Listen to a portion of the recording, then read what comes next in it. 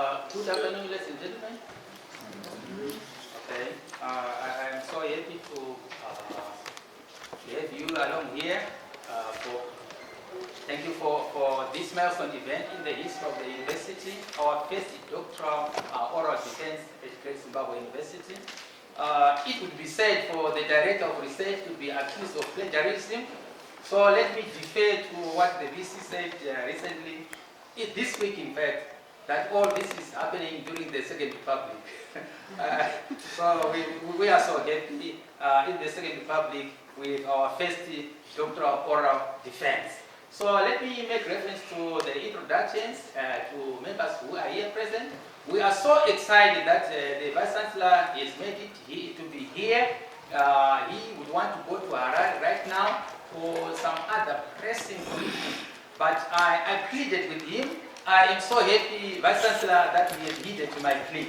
I am happy about that. And I believe that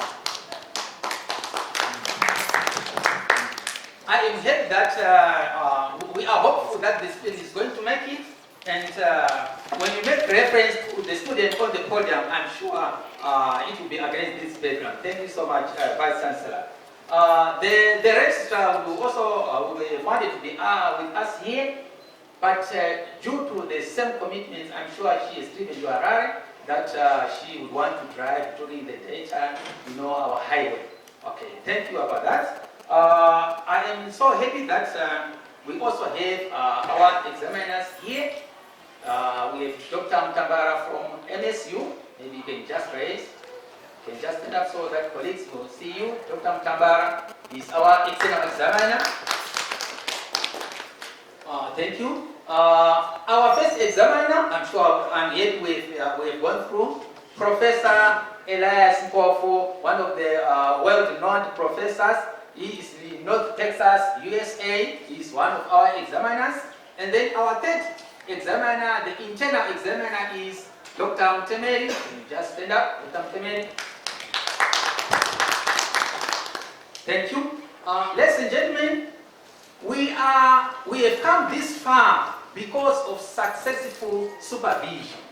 And I would want to introduce to you the main supervisor of our candidate, Professor Zindi. Professor Zindi has many products in this room, including me, including so many of us. Thank you so much, Professor Zindi. We are so happy to have with you here. Thank you so much. At this point in time, ladies and gentlemen, I would want us to just stand up for just a minute in remembrance of our own Professor Pilot Doors, who passed on, who was the co-supervisor of this candidate.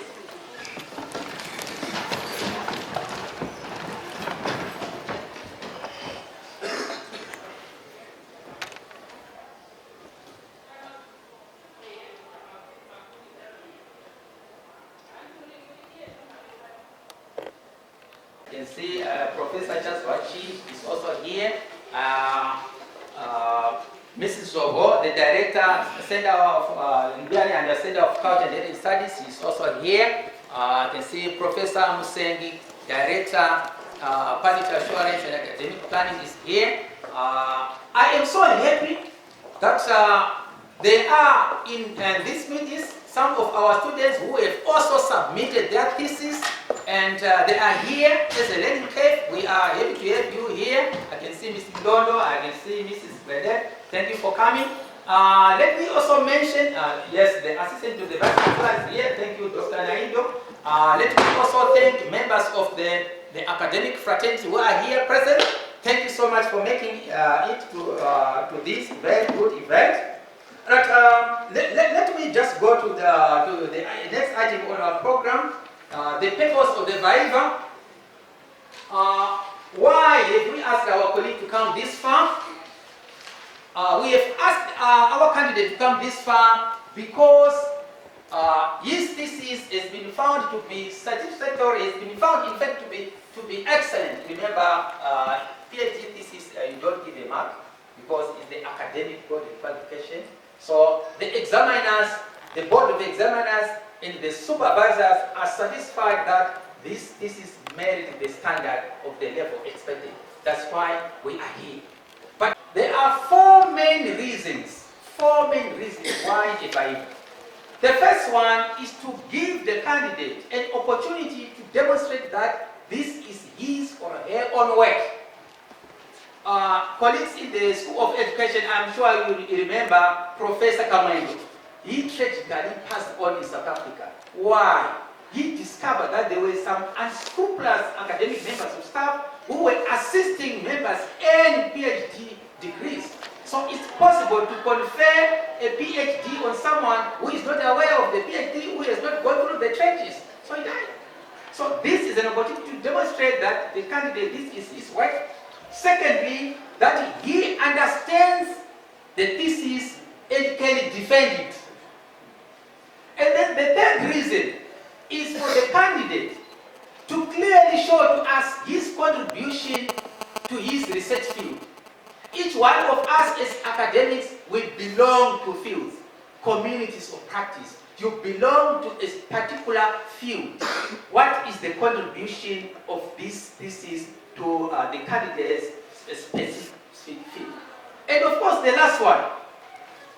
This is why examiners are here, to clearly show to examiners that some other issues which they could have raised when they were making the thesis have been addressed. And this is why we have this thesis, why we have this oral debate. So at this point in time, ladies and gentlemen, I would want to call the candidate to come forward to make a presentation. You will be given time, not more than 25 minutes. You will make a presentation. When he is done, we will field 2 questions from the audience, only 2. After those 2 questions, we will give time to our examiners. We will start with Dr. Mtambara, then Dr. Mtemel, and we will end with Professor Elias Moore.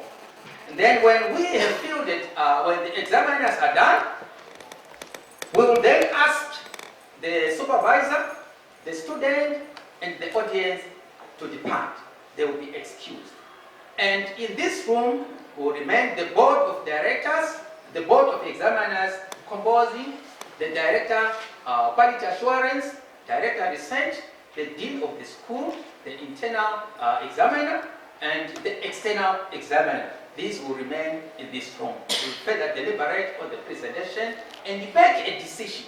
So after they are going to make a decision as to whether the student has passed or is not made.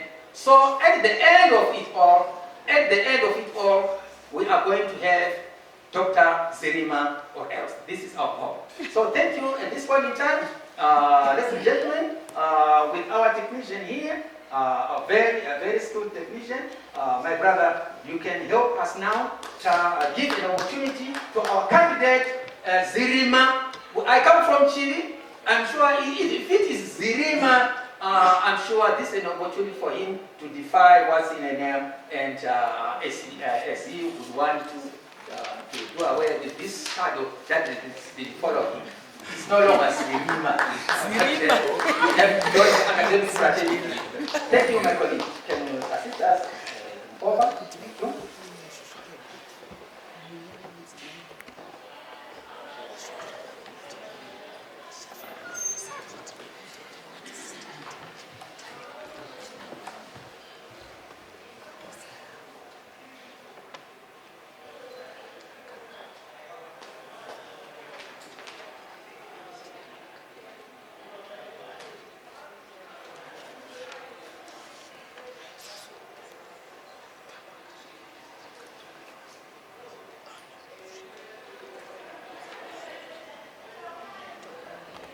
The student will begin his presentation. The candidate.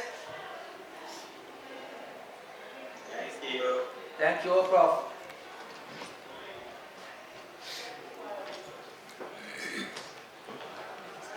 Thank you, Prof. Mirai, for the opportunity that you've given me to present. I want to thank you all for coming to listen to me. as I present my thesis, I want to recognize the presence of the Vice Chancellor, who is here. I feel honored to present in front of you, sir. And I also want to recognize the presence of members of the Invest Management and senior academics all here present. I'll go straight, I've been given very limited time, so I'll go straight to my presentation. The title of my thesis is Subjective Wellbeing Among Women with Father Absence Experience in Masvingo, Depression, Anxiety, and Relationship Strategies. My name there is Herbert Zerima. Zerima, it's my grandfather's name referring to a great farm, not darkness. My main supervisor is Prof. Zindi, who is here present. I also feel very honored that you are here, sir, and I feel very secure. The co-supervisor is Prof. Ndoz, who is late now. I'll go straight to my background. The background of this study is that we have a trend which is known as father absence. Now, father absence is a global, regional, and local trend. It's a situation in which a biological father is not present in their children's life. Now, father absence in Europe is so prevalent such that 40% of children in Europe are raised in father absent homes. About a third of children in America or in the USA are raised in father absent homes. And here in Africa, Namibia has got the highest prevalence of father absence, wherein 2/3 of preschool children are raised in father absent homes. In South Africa, 61.8% of children in South Africa grow up without fathers. This is according to Statistics South Africa. So the impact of father absence is not only felt in childhood, but can be felt even up to adulthood. So that's why it becomes an issue which is worth researching. Now, the girl child, according to studies, the girl child appeared to be more affected by the absence of the father than the boy child. This is, for example, according to Thomason and Subjective 2014.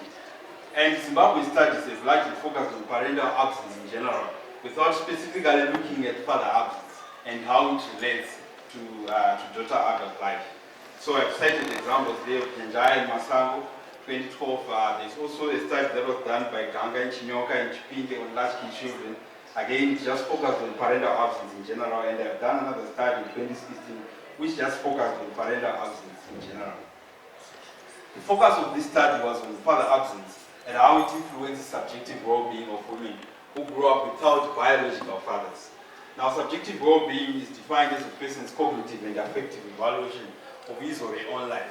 So this is a field in positive psychology which we believe that people should evaluate their own lives cognitively and emotionally, so that we come up with what we call subjective well-being. And in this case, subjective well-being was focusing particularly on depression, anxiety, relationship strategies, and sexual partner preferences.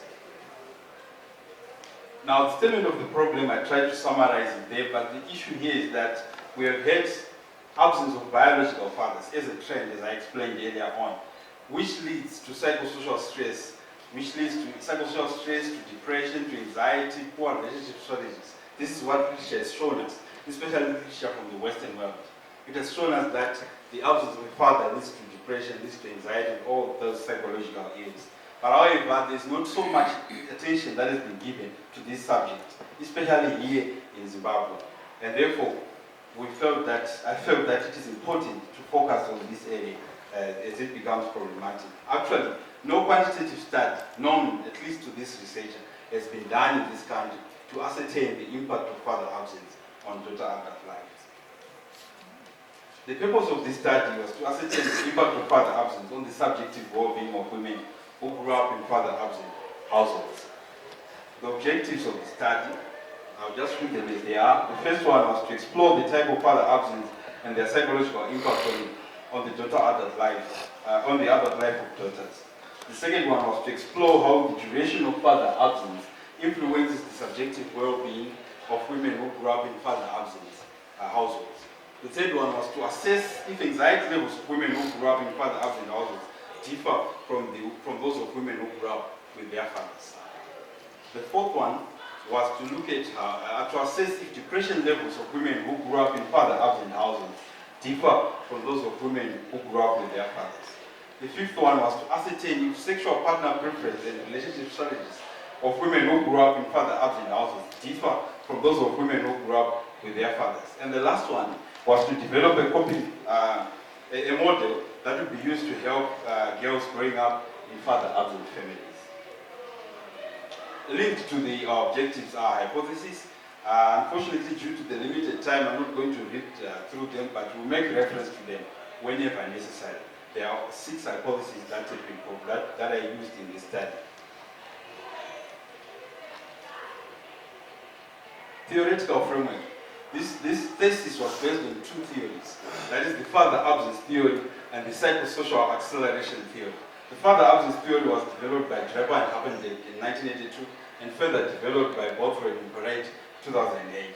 The father absence theory presupposes that the absence of a father leads to development of short-term relationship strategies or low investment in relationship by girls who become women who have developed or who have grown up in father absent households.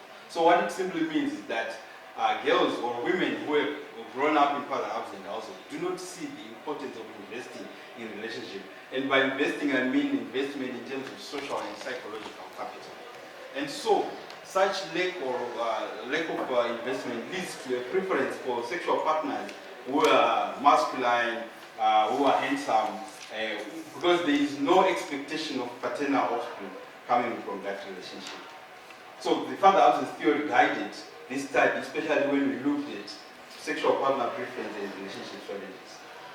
The psychosocial acceleration theory by Belsky, Sternberg, Holtz, and Happen-Dphil developed in 2010 also guided this study by looking at how the absence, included how it emphasizes that the absence of a father is a form of stress. So the absence of a father leads to psychosocial stress. Now, when it leads to psychosocial stress, it leads to the development or to early menarche. Now, early menarche leads to early sexual activity, and the early sexual activity leads to early marriages. And early marriages, most of the time, will lead to divorce and marital instability. And also, this theory proposes that the absence of a father leads to anxiety and depression and other psychopathological issues that usually are felt in adulthood. Research methodology. This study took the paradigm that was used is positivist. Now, the positivist paradigm supposes that when we do research, we want to focus on the quantifiable aspects or measurable aspects. And in this study, we're looking at depression, anxiety, and relationship strategies, which are observable precisely. The instruments that we used lead to precise measurement. And therefore, the choice of the positivist paradigm was in order. The research approach linked to that is the quantitative approach. The quantitative approach was chosen because the variables that we were measuring, that is depression and anxiety and relationship strategies, in psychology are measured using psychometric instruments which are quantitative in nature. Again, there was a need to compare 2 populations here, 2 samples here, that is the sample of women who grew up with fathers against the sample of women who grew up without fathers. And in order to have that good comparison, we needed to take the quantitative approach. The research design that was used is the ex post facto design. Allow me to. The ex post facto design is a design in which the independent variable has already occurred, and in which the researcher or researchers start with observation of a dependent variable. So in this case, the independent variable was father absence, and researchers, and I was researching it, I was now looking at the dependent variables. The dependent variable in this case is subjective wellbeing, which I was looking at depression, anxiety, relationship strategies, and sexual partner preferences. Now, the ex post facto design is also used in a case where we can no longer manipulate the independent variable, either due to issues of possibility or ethical reasons. And in this case, we could not manipulate the independent variable, which is father absence, because it has already occurred. And therefore, the choice for the ex post facto design was in order. Participants 392 participants were selected who were aged between the ages of 18 to 39, and these were selected through one-stage cluster sampling. The number 392 was found using Cochrane's formula for infinite populations. The sample, basically, it is a description of the sample. About 57.14 of the sample consisted of participants who grew up with fathers, and 42.86 of the sample of the participants are women who emerged from father-absent households. The instrument that was used was adopted from 3 psychometric instruments, which I said already are standardized instruments and which are quantitative in nature. And these are instruments that are used in the field of psychology to measure these variables.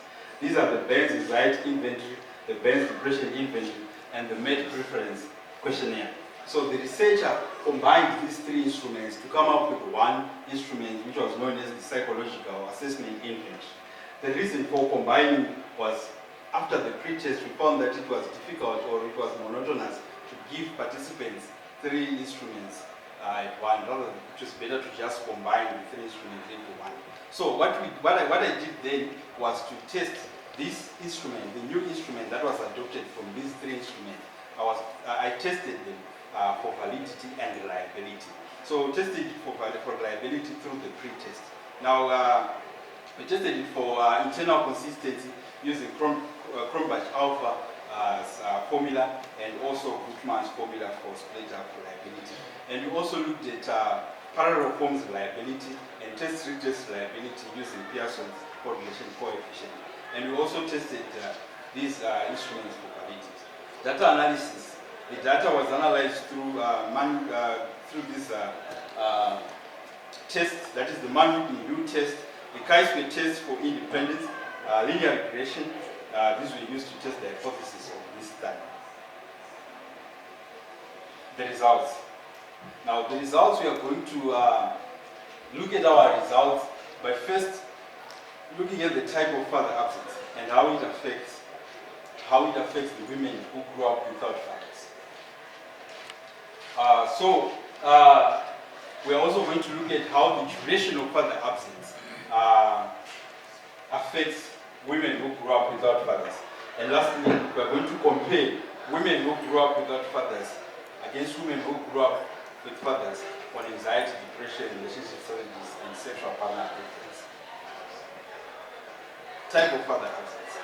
Now, this study found out that the type of father absence had a significant effect on these women. That is to say, the effect of father absence is felt differently according to the type of father absence.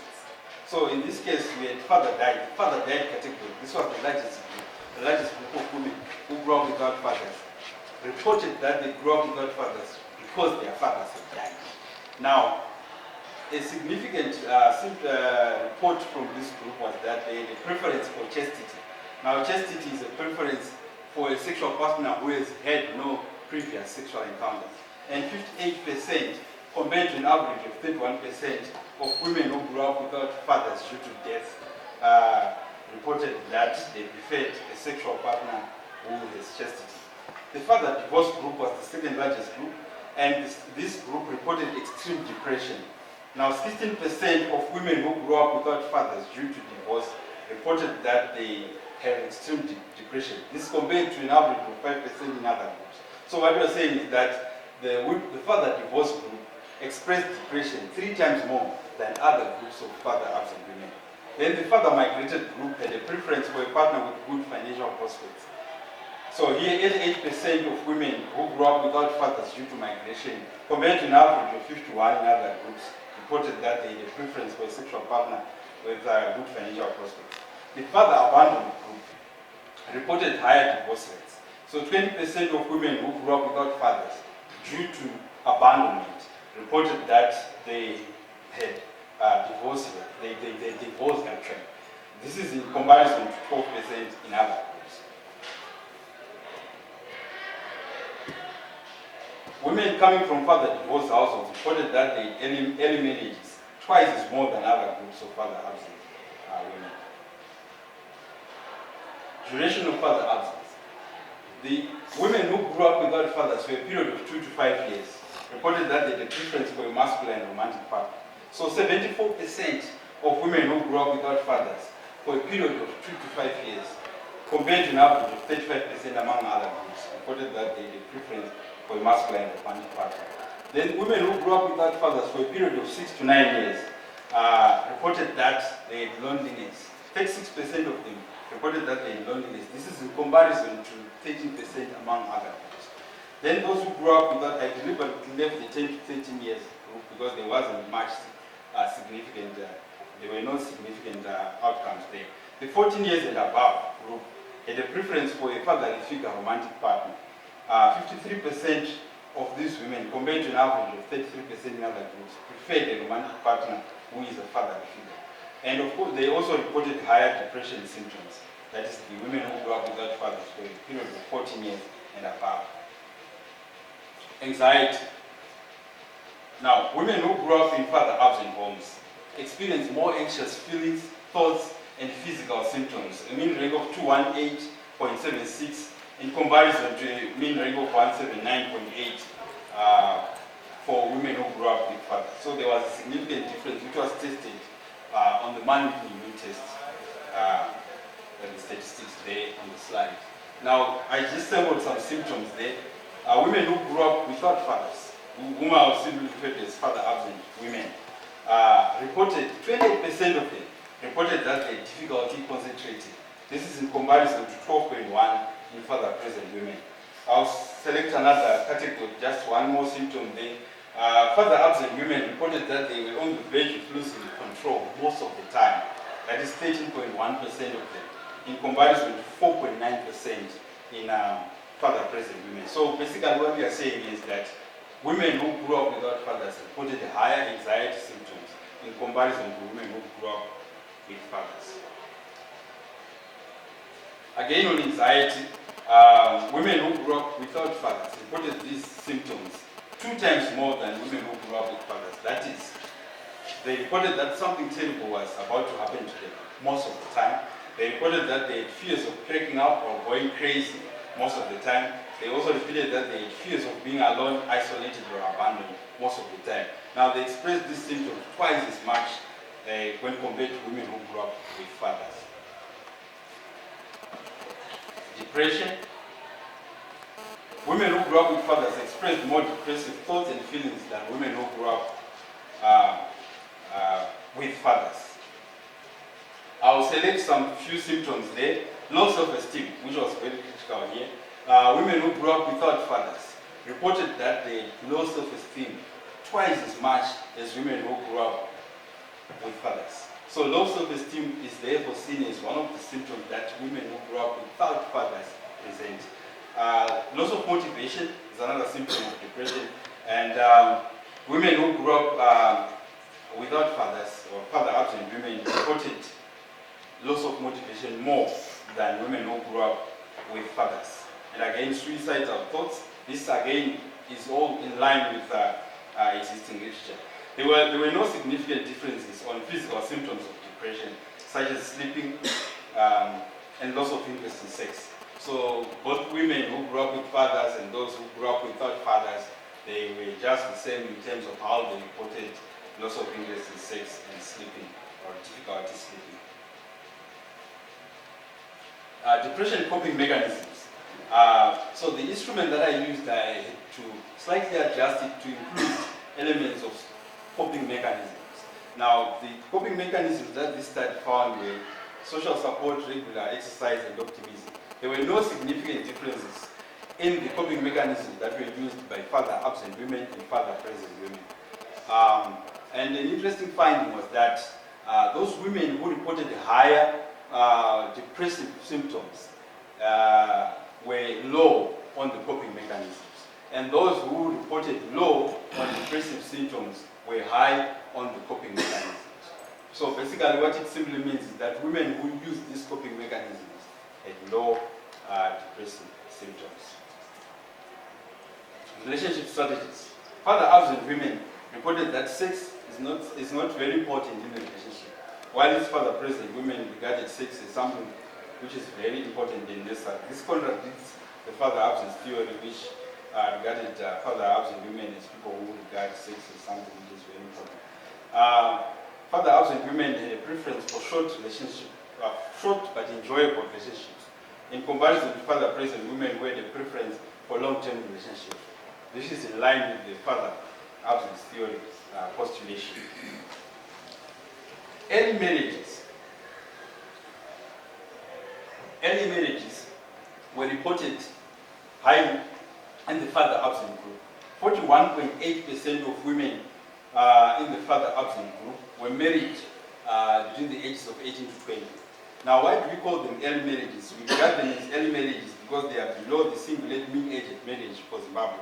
There's an average age at which people are expected to marry for every country, which is regarded as single-age mean age at marriage. And for Zimbabwe, it's 21. So anyone who gets married before the age of 21 is regarded as someone who is married early. This is in comparison to women who grew up with fathers.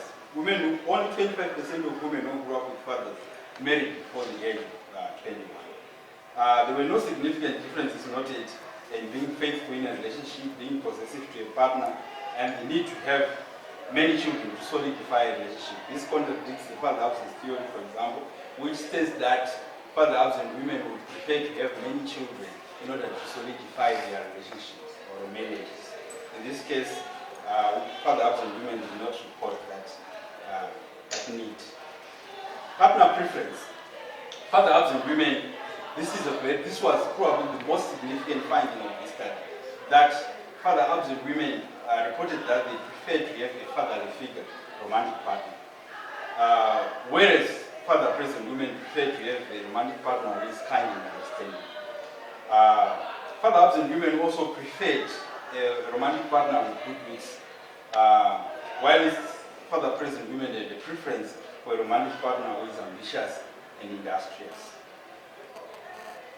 I to put the preferences that father absent women have on a hierarchy, and the fatherly figure, as I said earlier on, was most prominent. This is what they said they wanted. They wanted a romantic partner who is a fatherly figure. And after that, they would want someone who is kind and understanding, and someone who is healthy, someone who wants children, and someone with a good earning capacity. Conclusions. Child with father absence affects subjective well-being in adulthood. This is what this study is stating, that child with father absence has a bearing on the subjective well-being of women in adulthood. And subjective well-being in this case is specifically referring to those aspects of depression, anxiety, partner preference, and relationship strategies. Father absence is redefined in this case to refer to a scenario in which a father is absent from their child's life for a continuous period of more than 2 years. The absence of a father, especially for longer periods of time, in adulthood leads to a preference for a fatherly figure, romantic partner. The impact of father absence is more directed by the specific type of father absence. So, for example, here, father absence due to migration is not as detrimental as father absence due to divorce. And father absence due to death is not as detrimental as father absence due to abandonment. This study proposes a model. Now, this model takes a three-pronged approach in terms of how it wants to address the issue of father absence and its effects. Now, we are saying that we could prevent a situation where children, or in this case girls, that's what I was focusing on, grow up without fathers.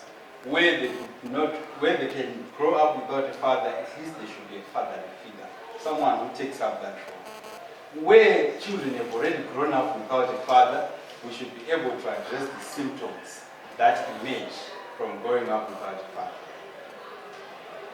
And where children are already adults and they are already women and they already have persistent symptoms that have emerged from childhood, we should also have a way of addressing those symptoms. So this model says that we should have a fatherhood resource guide.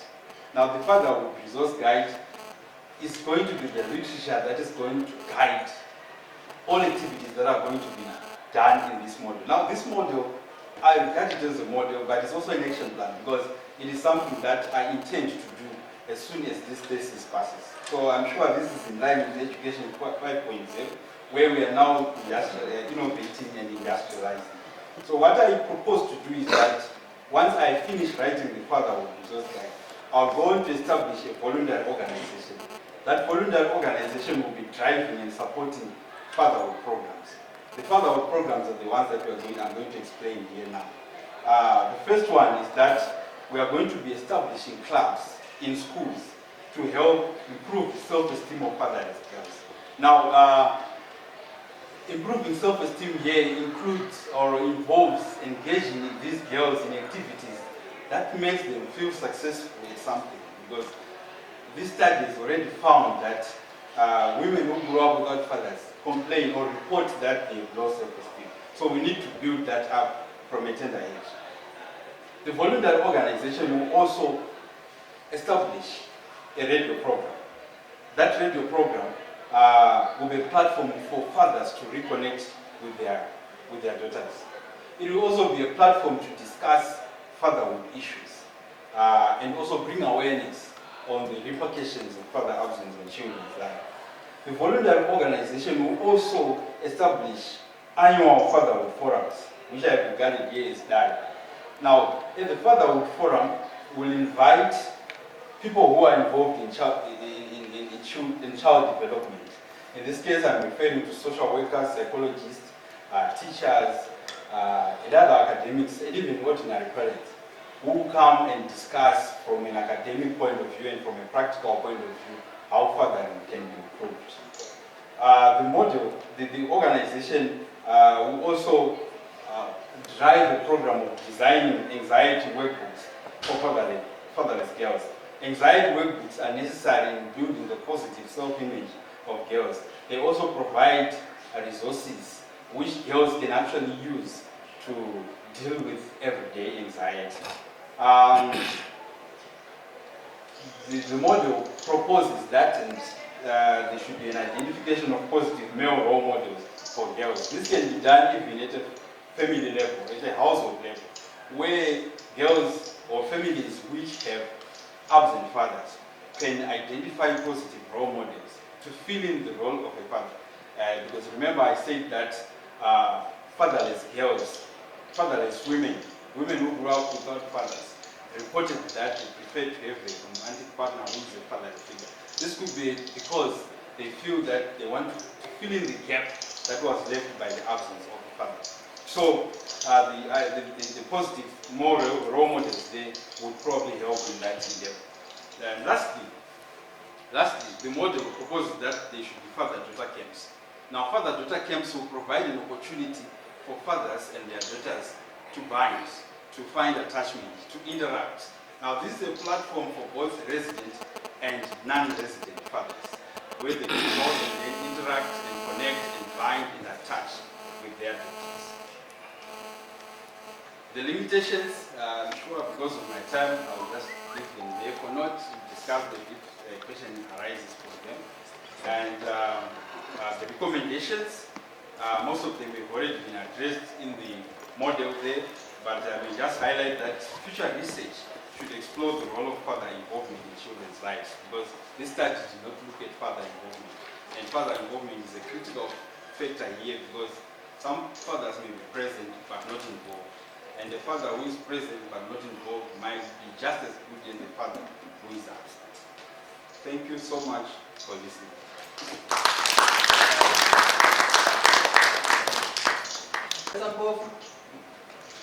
Hello, I can hear you. Thank you so much. Thank you so much. It's now, we are now fielding persons, but you will field persons last. Okay, thank you. We are happy you are still in the background. Thank you, appreciate it. Thank you so much. So at this point in time, we invite just 2 persons from the audience before we leave the time to the examiners. Only 2 persons from the audience.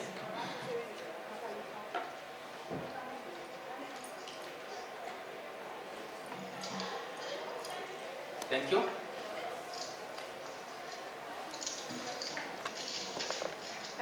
Thank you very much for your presentation. It was very fascinating. Yeah, the research is very interesting.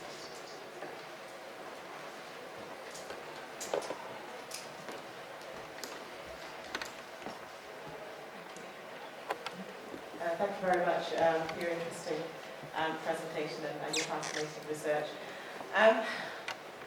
I wondered, I mean, obviously you used a positivistic approach, and you know, you got the findings that you got. But depression and anxiety are both quite complex, you know, sort of conditions, and are affected by, you know, many variables in an individual's life. Some of which, you know, may be social, some of them may be cultural, some of them may be, you know, maybe biological, you know, to do with body chemistry, etc. How secure are you in your convictions that it is father absence that actually is the variable that affected the particular participants in terms of the responses that they gave you in relation to their feelings of anxiety or their feelings of depression? And I mean, how can you, you know, how are you able to exclude any other factors that might actually contribute to those particular responses? You know, such as the particular social circumstances or socioeconomic circumstances of the individuals, or other family circumstances that are not necessarily related to father absence.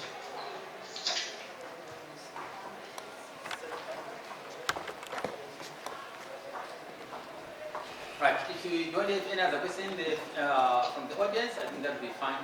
Can you respond to the question? Thank you. Thank you for the compliment first. Thank you again for that question, because I've already highlighted it in my limitations of the study. This study was not a true experiment. Now, because it was not a true experiment, it could not hold all other variables to control. Okay, so I cannot, with extreme confidence, say that there are no other factors that may affect the depression, anxiety, and relationship challenges of father absence. But I controlled that by having large numbers in both samples. Now, here I'm not comparing two people. If I compare two people, one with a father absent background and one who grew up with a father present background, and I say this one is depressed, this one is not, therefore it's because of father absence. Yeah. Your question will become absolutely valid. But here I'm comparing a group of 392 people, and their symptoms that are uniform in this group against the other group. And therefore, according to the design that I was using, I could, with some degree of certainty, conclude that father absence could be a factor that has influenced the development of these symptoms. But I acknowledge what you're saying. This is not a true experiment, and I cannot hold all other variables to control.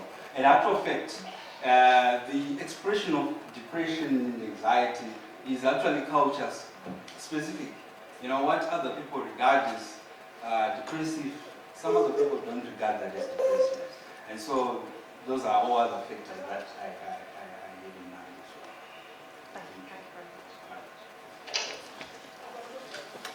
Well, thank you. Can we go to, we now give the opportunity to examine us. Thank you so much for that. And we will ask Dr. Mtambara to fill the question. Just a minute. Very much, Mr. Zirima, for that presentation, and also for tackling such an important area in psychology, where we are saying mental health issues are of concern, especially nowadays, and also thank you for tackling the issue of common mental disorders. I have 3 questions.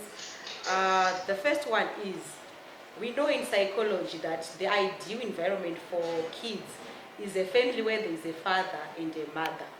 And it's obvious that when one of them is not there, there are bound to be problems. So I want to ask, what's new about your research? What's your contribution to knowledge when we already know that if one is not there, there is a problem? Then the other 2 questions are just meant to to tease your brain, and they are beyond maybe the scope of your study. The first one is, what is the role of mothers in all this? Can they be maybe buffers to the stress that these girls will be going through? I know it's beyond the scope of your research, but where are mothers in all of this? Then the second one is, let's say a father is absent when a child is a bit young, and then resurfaces later in life. What do you think will happen? Will that help the child or not? Thank you. Those are the only 3 questions that I have. Thank you. Can you respond? Thank you. Thank you, Doc, for that. Yes, indeed, the ideal situation is where a father and mother are present, and therefore, when one of them is not there, obviously there are problems. That's very true. But what's new about this study is that it brings to light the specific symptoms that emerge due to father absence. We know that when the father is not there, there will be problems. But what are the problems? Probably we don't know. We don't know the exact problems. People know that the child may be depressed, but what exactly about depression? So this study unveils and unpacks the specific symptoms that emerge that are related to depression. This study unpacks the specific symptoms related to anxiety. Interestingly, this study is actually important for men when they are about to choose people to marry, actually, to engage in relationships.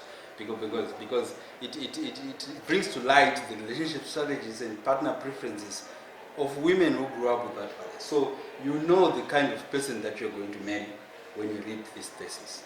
You know the kind of preference that they have.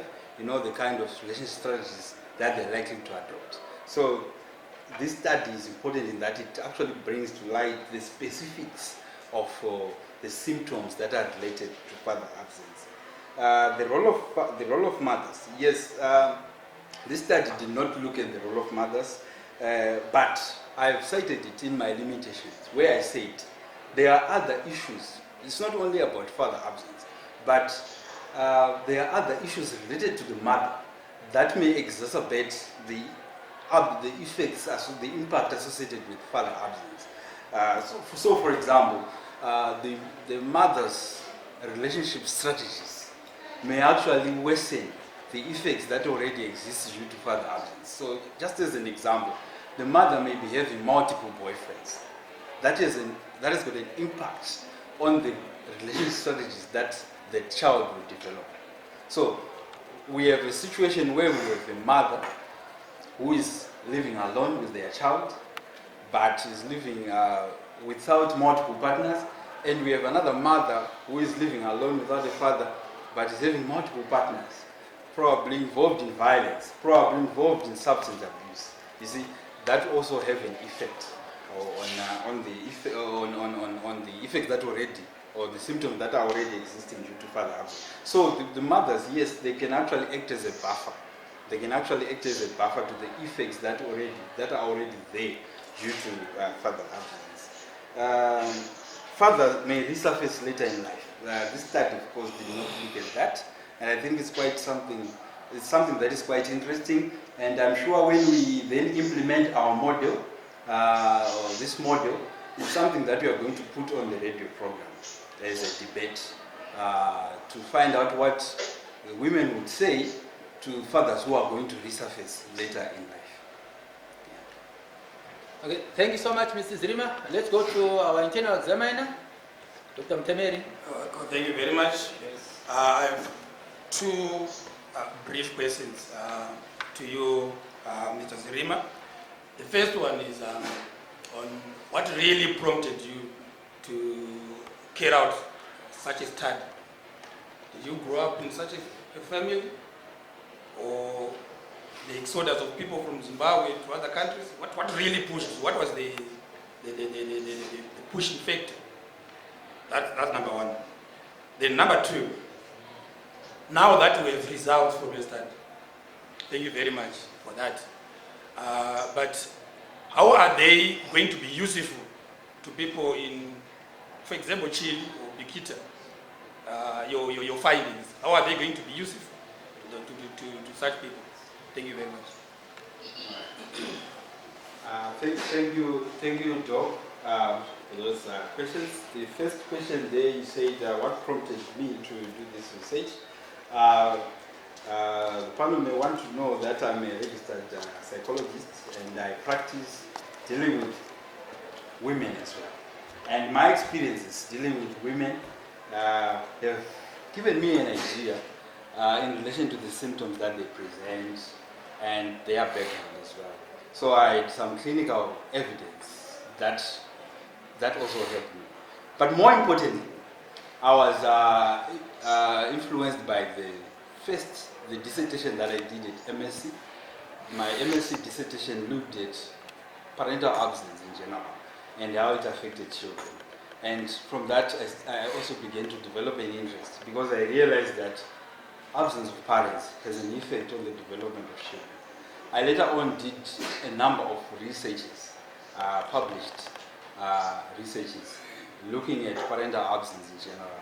And I then found out that not much has actually been researched in relation to father absence, and therefore I became interested in doing that.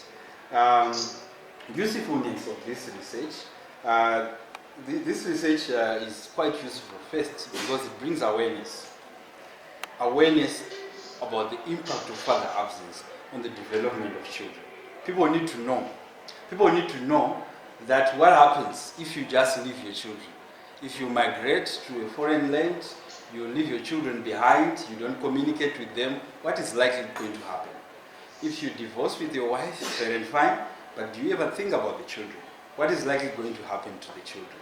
If you abandon your family, what is likely going to happen to the girl child whom you have left behind?